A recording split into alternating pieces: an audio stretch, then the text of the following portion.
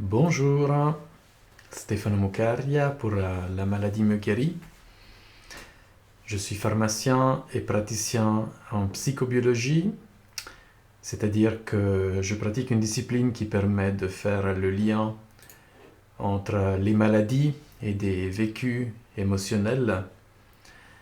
Finalement, il s'agit d'aider la personne à dépasser sa maladie en la laissant connecter à ce que cette maladie vient guérir, paradoxalement. À quelles émotions elle vient répondre, à quel vécu stressant elle apporte une solution.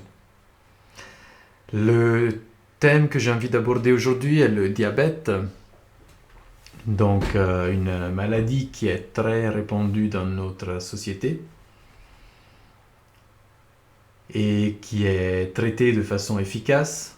Les médicaments pour traiter le diabète sont efficaces. Il y a un choix qui est très large en fait. Donc les médecins, ils ont différentes options pour traiter cette maladie. La question que j'ai envie d'amener aujourd'hui et d'explorer est qu'est-ce qui fait que cette maladie se déclare. Peut-être que... Alors oui, je vais commencer par parler un peu de la maladie. Donc, qu'est-ce que c'est le diabète? C'est du sucre qui s'accumule dans le sang. Donc, les cellules du corps, elles le laissent moins rentrer. Et parfois, ce sucre arrive à des concentrations telles dans le sang qu'il passe dans les urines. Ça donne des urines très importantes en quantité avec une grande soif. C'est surtout le cas lors d'un diabète juvénile, celui qui se déclare quand on est jeune et qu'on appelle de type 1. Il y a un autre type de diabète qui est le plus répandu dans nos régions, c'est le diabète de type 2 qui se déclare à l'âge adulte et qui est souvent associé à d'autres maladies comme une hausse du taux de cholestérol, du surpoids, de l'hypertension artérielle. On appelle cet ensemble de maladies un syndrome métabolique. Tout le métabolisme, c'est-à-dire le fonctionnement du corps, au niveau du traitement des substances énergétiques, le sucre, les graisses, tout ce fonctionnement est perturbé. Et c'est intéressant de voir que ce sont des substances qui travaillent toutes dans le fonctionnement énergétique du corps, la transformation des aliments, la mise à disposition de l'énergie et le traitement des réserves. Il y a une troisième sorte de diabète, c'est le diabète gestationnel, donc celui qui se déclare pendant la grossesse. Toute femme enceinte dans nos régions passe un test avec de l'ingestion de sucre pour voir si elle a développé un diabète pendant sa grossesse. C'est un diabète qui peut disparaître avec l'accouchement ou la fin de la grossesse ou qui peut rester. Donc voilà, c'était pour poser les différentes sortes de diabète. Donc je résume un taux de sucre dans le sang qui augmente et qui reste élevé, soit de façon brutale avec un diabète de type 1, soit de façon plus progressive avec un diabète de type 2, soit lié à une grossesse. Pour connecter au sens de la maladie, posons-nous la question, que fait la maladie? Dans ce cas, on l'a vu, le sucre reste dans le sang et il va moins dans les cellules. C'est comme si le sucre, qui est finalement le carburant du corps, c'est le carburant le plus efficace, le plus rapide d'utilisation, c'est comme si ce carburant restait disponible dans le sang pour être utilisé, pour être puisé en cas de besoin. Comme s'il y avait une préparation à l'action. Le corps se prépare pour quelque chose en gardant à disposition de l'énergie. Le corps, normalement, stocke ce sucre dans le foie et le remobilise dans les cellules, mais aussi dans le foie, et peut le remobiliser en cas de besoin. En le gardant dans le sang, c'est comme s'il le gardait encore plus disponible. Il est disponible tout de suite. En cas de besoin, les cellules le puisent et il est là. Et ceci nous amène à une première partie du ressenti stressant qui est classique dans le développement d'un diabète et qui est un ressenti de l'ordre de « je dois tenir le coup, je dois résister ». Il y a une situation qui est difficile, et dans cette situation, moi, je dois résister, je dois tenir le coup. Le sucre, reste dans le sang pour que je puisse résister. Ça me donne une matière qui me permet de résister. On peut voir aussi cette accumulation de sucre dans le sang comme une accumulation de douceur. De la douceur, elle est demandée quand je vis une situation qui est difficile, mais surtout dégoûtante, amère. Une situation qui a vraiment un goût dégoûtant. Ceci nous amène à un deuxième vécu stressant typique du diabète, qui est un vécu de répugnance. Donc une situation qui est dégoûtante. D'ailleurs, l'organe qui est touché dans le diabète de type 1 et parfois de type 2, c'est là où l'insuline est produite, l'insuline qui est l'hormone qui permet de stocker le sucre dans nos cellules depuis le sang. L'organe qui produit cette hormone est le pancréas. Cet organe en décodage des maladies nous parle de répugnance, d'un vécu dégoûtant. Si on met ensemble ces différents éléments, ça nous donne la phrase qu'on va souvent trouver chez les personnes qui présentent un diabète, une phrase qui dit « Je dois résister dans un contexte de répugnance ». Il est important de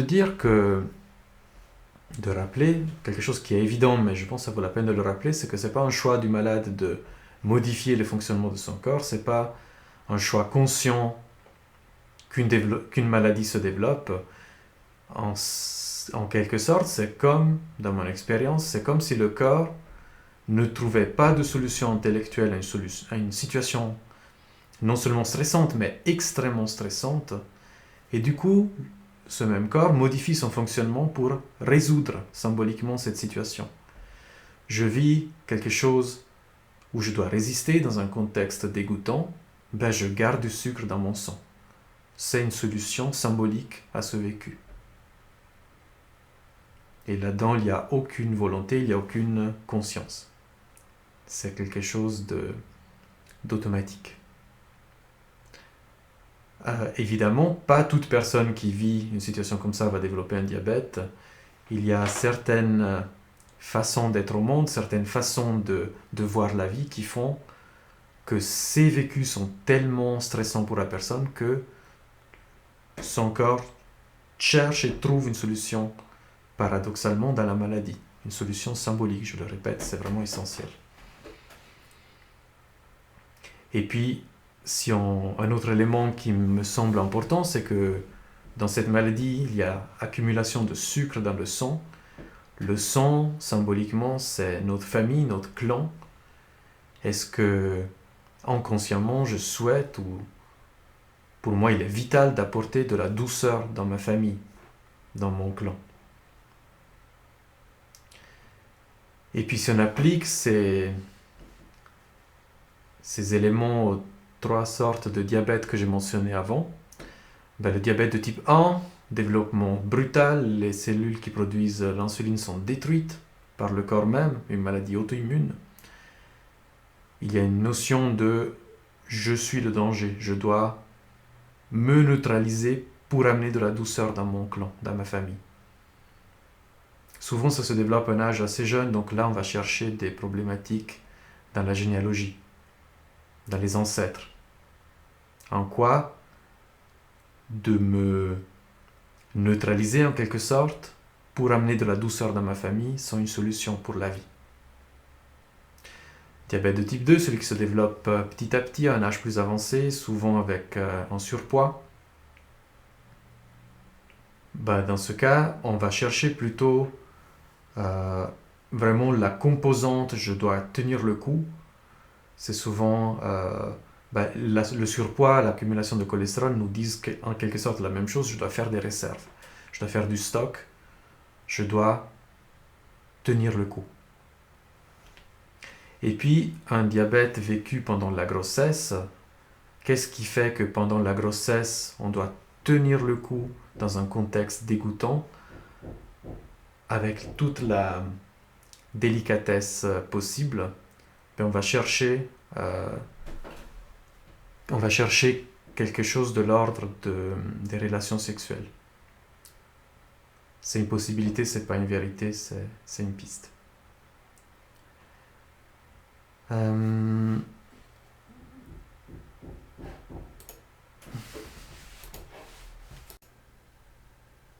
Voilà, excusez-moi. Donc, ce qui est important est dans toutes ces situations de ne pas amener des vérités à la personne. Voilà, tu as une maladie parce que ça n'aide pas vraiment la personne, mais c'est d'écouter la personne et puis d'être attentif à ses vécus, à ce qu'elle vit et qu'elle exprime et qui se rapporte à ces éléments que j'ai détaillés.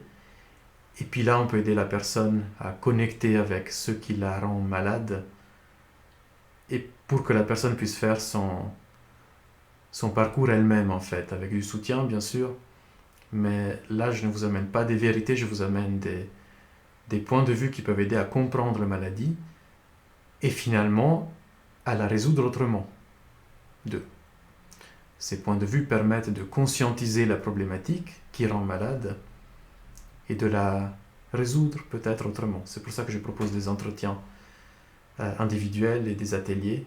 C'est pour aller dans ces ressentis avec toute la sécurité et l'écoute nécessaire pour que la personne puisse faire son parcours, puisse prendre conscience de ce qui la traverse et puis le résoudre à sa façon finalement, parce que personne ne peut amener des solutions aux autres finalement. Voilà, ça c'était important pour moi à dire. Et puis finalement, si dans cette maladie on vit quelque chose qui est de l'ordre de je me prépare à agir, je dois résister, je stocke de l'énergie, mais finalement l'action ne vient pas, un diabète dure des années, c'est souvent considéré comme une maladie, c'est une maladie chronique, il y a quelques cas de diabète de type 2 ou gestationnel où ça se résorbe, où la maladie se résout, mais dans une maladie chronique, qu'est-ce qui fait que la personne se prépare constamment à agir et finalement il n'y a pas de solution qui vient, l'action ne vient pas. Et là on va connecter au fait que si la personne n'agit pas, ne change pas sa façon de vivre la situation, c'est qu'il y a un danger pour elle, c'est qu'il y a un danger soit dans l'action, soit l'action dans son vécu est synonyme de danger, elle a vécu quelque chose qui a fait que pour son inconscient, agir est égal à un danger vital même, ou alors quelle peur est activée si on agit.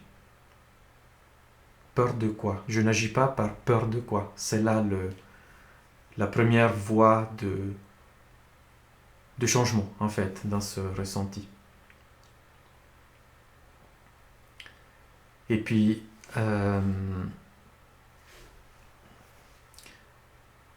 on peut constater que chez les personnes diabétiques, ce ressenti de je dois résister devient parfois très très fort. Et c'est un ressenti qui va dans des extrêmes. Parfois, la personne diabétique est tellement plongée dans son ressenti de je dois résister pour une raison vitale, c'est pas juste une lubie, que dans sa perception, beaucoup de choses deviennent dangereuses, beaucoup de choses deviennent des menaces. Et c'est intéressant de faire un parallèle avec des complications classiques du diabète qui sont, par exemple, des problèmes de vue, ce qui nous dit je n'y vois pas clair, ou des problèmes de rein, ce qui nous parle d'un conflit de liquide. Qu'est-ce qui se joue avec le liquide? Avec l'argent peut-être. Est-ce que c'est une problématique dans la famille par rapport à l'argent? Et des fois, on trouve un ressenti supplémentaire si on laisse la personne s'exprimer dans une optique un peu plus grande, qui est de « je me suis fait avoir au sein de ma lignée ». C'est un ressenti qui est très fort, qui peut être très stressant et qui peut tout à fait s'exprimer sous forme de maladie, d'une maladie comme un diabète.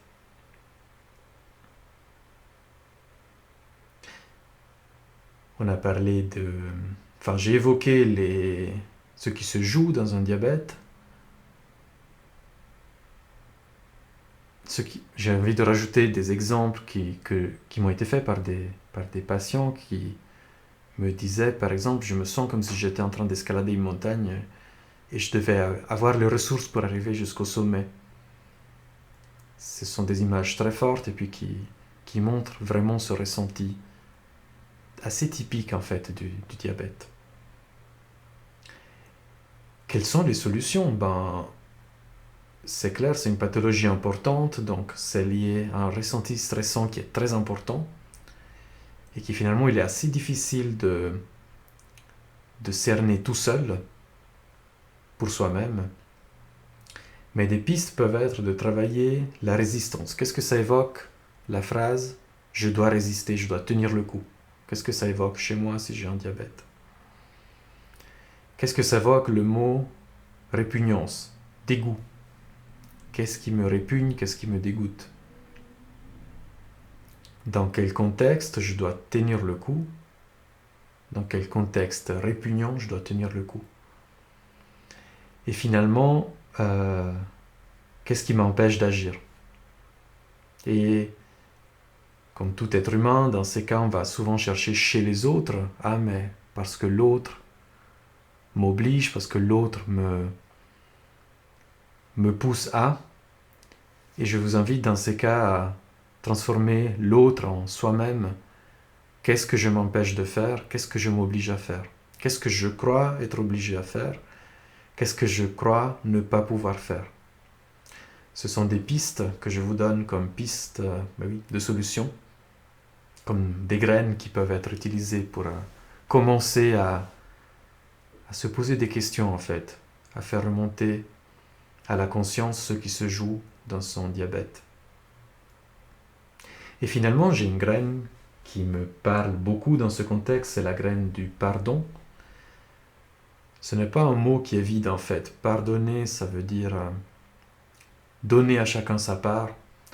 Et finalement, c'est ok, je vis une situation qui est difficile, qui est dégoûtante, où je me dis je dois tenir. Est-ce que je donne la responsabilité aux autres ou est-ce que je me donne aussi ma responsabilité, à chacun sa part, pardonner? C'est une graine qui est puissante à mon avis, dans mon expérience, et qui n'est pas facile de faire germer. Et puis pour vous laisser, j'avais envie de mentionner aussi l'étymologie du mot diabète, l'origine. Diabète signifie passer à travers, parce qu'un diabétique avec énormément de sucre dans le sang laisse passer à travers lui l'eau. Ce sont des personnes qui boivent jusqu'à 6 litres d'eau par jour et qui urinent 6 litres par jour. Donc, diabète dans le sens de l'eau me passe à travers, mais je vous invite à le tourner, puis diabète, je passe à travers de quoi? Je dois passer à travers de quoi? Qu'est-ce que je dois traverser? En tenant le coup et dans un goût de répugnance. Et quelle graine je peux y mettre pour enfin ne plus devoir tenir le coup? Voilà. Je vous remercie pour votre écoute. Je me réjouis de vous revoir pour une vidéo. Et puis plus d'informations sur mon activité de décodage sur www.lamaladimeguérit.ch. Merci beaucoup. À bientôt.